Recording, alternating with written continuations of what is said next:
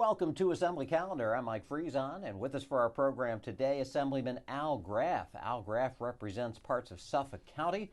That's the 5th Assembly District. We want to thank you folks on Long Island for joining us. And Assemblyman Graf, nice to see you. Thanks for having me again. I'm gonna ask you about some bills today that I think have you sort of scratching your head about what's going on in the New York State Legislature. There's been a number of bills that have come to the House that you've stood up and said, what are you guys doing? What's going on here? Well, it's amazing sometimes. I mean, there's ethics reform. There's that corruption among some of your colleagues that have been hauled away in handcuffs recently, many of them serving sentences in prison cells right now. I haven't seen the legislature do anything about that yet this year. Well, we've put out a bunch of bills. We put out a whole package that would actually change the direction of Albany. However, they're not ready to do real reform here. All right, you have arguments, and I'm very skeptical about what's going to happen this year. You know, whether it's stripping elected officials of their pensions if they're accused of crimes or convicted of crimes, whether it's term limits, whether it's term limits for chairs of committees. There's a whole host of stuff out there, but we're going to see.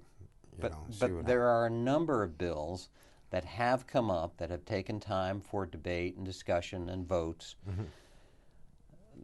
Again, that might leave you folks watching wondering what is going on up there in Albany. Why are they doing that instead of this? And let's start with one having to do with domestic violence. There was a bill that came before the House that said judges could have some discretion and go back into older cases and change the sentencing that was originally handed down to an individual. If they were younger and their older brother yelled at them a lot and stuff like that, or picked on them and stuff, then they can have an A felony, and it can get reduced down to a misdemeanor, all right, and they'll get released.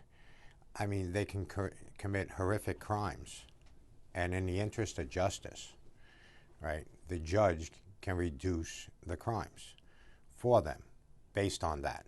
I mean, they have another bill out there where it's actually, you can reduce if they think it's in the interest. Oh, the first one was if you were the victim of domestic violence. So if your brother picked on you when you were a kid, mm-hmm. right, and you shot somebody, mm-hmm. it's not your fault. You got picked on when you were a kid. So we're going to reduce it and give you no jail time. Never mind the victim that has a bullet in them or might have lost part of it, function a part of their body. Got to care about the poor guy that shot him. It's insane. They have another bill out there where if the judge and the DA agree that the person is in the interest of justice, they can reduce a first-degree murder charge, which is the murder of a police officer, down to a misdemeanor, assault 3. They can turn around and reduce a rape 1. Rape 1 is the rape of a child under the age of 10 years old, forcible rape. And they can reduce that down to a misdemeanor. In the interest of justice? In the interest of justice. Whatever that means? Well, whatever they decide it means. I mean, look at the cases in Suffolk County right now. There's a big thing with the DA's office. It was in the paper today. The DA's office with an attorney that was out there, and he's in the middle of a big corruption probe with the DA's office. And one of the things that they're talking about is how this person was sentenced to jail for violent felonies. And they went back to the court twice. He was supposed to have lifetime parole. And he went back to the court twice, and his sentence got reduced. And then he was released from lifetime parole. These are the mistakes that can be made with the DAs and the judiciary. Let me take you back to that domestic violence bill, the one that says, hey, if you were picked on when you were a kid, there may be extenuating circumstances. We'll take it easy on you if you commit some kind of horrible domestic violence. We've got some footage of Al Graf debating that bill on the floor. We'll be back with more of today's Assembly Calendar. I mean, I think we can agree to disagree on this legislation. I think this legislation does some really dangerous things. I think it doesn't take in consideration the victims of these crimes. Some of these crimes are horrific in nature. And, for instance, on a B felony, we're going to go from a maximum sentence of 25 years, we're going to go down to 5 years. Okay? So I think a lot of times what we do is in plea bargains, we treat plea bargains as contracts. So we're going to go in and undo all of these contracts. And, you know, you're looking at 8, 10 years down the road. This is going to be a great expense to the state. And not to mention, it's going to be a catastrophic scenario for victims of these crimes. So I would encourage my colleagues, and I think we need some redrafting of the memo that will become part of this bill. I would encourage my colleagues to vote no on this bill after considering the price that the victims will pay. Thank you. Two great points there. You already have, in many cases, plea bargain agreements that were reached by both sides. And the second point, and you repeated it right at the end there, the victims. Right. It doesn't take into consideration, and you know, I don't understand the direction they're trying to go. It's like they're trying to unarm, law-abiding citizens, right? So they don't want any law-abiding citizen to own a gun, or even a rifle. They want to take that all away. But meanwhile, they want to arm the criminals. They have a bill coming up right now where they're going to decriminalize switchblades, they're going to decriminalize gravity knives and stuff. So anybody can carry this now. It's legal to carry, right? Take a look at the papers. Every day you open up the paper, there's a new stabbing, especially in New York City. A new stabbing, somebody's being slashed in the face and everything else. So they're basically telling them, listen, it's okay for you to carry weapons, all right? Don't use them. Well, you know, it's insane. Pretty soon what they're going to say is everybody's allowed to carry a sword. It's going to look like the 1700s. You know, you're going to get up in the morning and strap your sword on and go out into public, and if somebody upsets you, we can have a duel in the middle of the street. Okay? In all this era of gun control, why would the Assembly majority feel that this is, well, we'll make switchblades legal. We'll just say, you go ahead and you can have these weapons to your heart's content. And if you get caught with them, it's okay. Well, the Assembly majority, you know, sometimes I try to figure out what they're thinking, what they're talking about. And it's like half the time I read this stuff and I go, really? Seriously?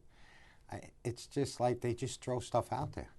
You know, they have constituents who call up and said, you know, I have a gravity knife, I was arrested for it. Well, you weren't supposed to be carrying it. You know, yeah, but I want to. Well, I'll write a bill so you can carry that. Don't worry about it, you know. So, I mean, they try to decriminalize so much stuff. It's unreal. Well, the 500-pound gorilla in the room as we talk about, you know, what our legislative priorities at the state capitol in Albany has got to be the bill that was just debated a week or two ago, generally known in Albany parlance as the bathroom bill. This has to do with gender identity and deciding who is allowed to use what bathroom. Well, before we get there, all I can say to you, it's like what they should do is just wall up New York, all of New York, the way they're going, right? And just anybody who wants to be a criminal can move here. Everybody else can move out and protect them from the rest of the country. It's insane. This is like the movie Escape from New York. Right. Okay? I think that's where they're heading. And you just sit there and shake your head and you can't believe, you know, how idiotic these people are. So I have no idea. Yeah. But the bathroom bill was another one. You have to look at the bathroom bill.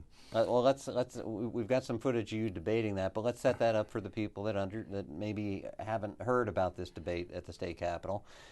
It's about people who are, you know, relating to their identity a different way than maybe they present themselves to society. I don't know. Actually, I'm kind of confused about it. And then whatever way they feel that day that they identify per their own gender decides what bathroom it's okay for them to use. Yeah, understand. It's not just a bathroom. You could look like you, look like me, and I could use any woman's bathroom, any woman's locker room, any woman's shower. All right, and no one can prohibit me. But one of the really scary things is when the bill came up, is they created a new crime. So, if a man, he could be 6'2" with a beard, flannel shirt, working boots, you know, look like he just got done chopping down trees, okay? He could follow a woman in the bathroom, and if she pushes him and says, get out of here, what are you doing? She would get charged with aggravated harassment. She's committing the crime. Yes, as a hate crime. And if he says, I'm allowed to go in here, I identify as a woman, okay, she can be criminally charged, and that's an enhanced crime. She can be doing over a year in jail, all right? Or, you know, when I was a kid, we went to Jones Beach. In Jones Beach, you have showers there, Right. okay? And what you would do is you'd go into the shower. You know, you didn't have to take off your bathing suit, whatever you want to do, and you'd wash off the salt and you'd wash off the sand so that you get in your car. So, you know, mothers would go in there with their little children. Think about this. A 60-year-old man now can walk in that shower, strip right down with the little 4 or 5-year-olds there. And when the mothers protest and scream at him to get out, and he says, I'm allowed to be here because I identify as a woman, all right? And they push him out of the shower, they can get charged with a crime. It's insane. I mean, I don't know who writes this legislation for them. You know, some of it gets on where it's funny. Some, it's really dangerous, you know, and they just don't think. After a lengthy debate with the bill's sponsor on just many of those salient points, Assemblyman Graf gave his closing summation. Let's take a look at that. We'll be back to finish up our own Assembly calendar today. This is seriously dangerous legislation, all right? I mean, you read the statute, and if you have a parent and you have a grown man walking into a shower, nude, and the parents turn around and bar him, especially when you have small children, right? They're going to be subject to arrest. They're going to be subject to a hate crime, all right? If women are in a bathroom and all of a sudden a man walks into a woman's bathroom and the women in the bathroom yell and said, get out, and push him out of the bathroom, they're all going to be subject to criminal prosecution under the hate crime statute of this bill. Is this really the road we want to go down? Okay? I mean, look, I have a granddaughter. I don't want a 60-year-old man coming into the shower at the beach when my granddaughter's there. I don't want them walking in on my daughters. You know, I mean, common sense has to prevail here. And this bill has been kicking around since 2002, okay? And they just keep recycling it and recycling it. And I talk to people in my district, and I think the women hate this legislation more than the men do. The men look at it as protecting their daughters. The women hate, most of the women that I've spoken to hate this legislation. You know, this is the one, not one time. All I can say is, thank God for a Republican Senate, because this is still not going to go anywhere this year either. Right. There's one other aspect of this, though, too. If I have a guy that's 6 foot, you have, in high school, you have a female lacrosse team and a male lacrosse team, right? And if you ever watch lacrosse, it's a very physical sport. Mm-hmm. Under this legislation, I can have somebody that's 6'2", 250 pounds of solid muscle, a guy, and he says, I feel like a woman today, or I identify as a woman. And you have to put him on the female lacrosse team. Somebody's going to get hurt. Take MMA, for instance. Right. And in MMA, all of a sudden, you have to you're going to fight. And the guy's 6'5", 300 pounds solid muscles. Right? And he says, you know what? I identify as a woman. So you're going to put him in the women's division. I mean, seriously? I sense your exasperation here. I think you summed it up when you said common sense has to prevail here. There's not a lot of common sense up here, you know? And that's going to have to wrap it up. And we're going to end on that note today. There's not a lot of common sense going on at the state capitol, but Al Graf's doing his best. Thanks for joining us today. Thank you. We want to thank you folks, too, for spending your time. See you soon for our next Assembly Calendar.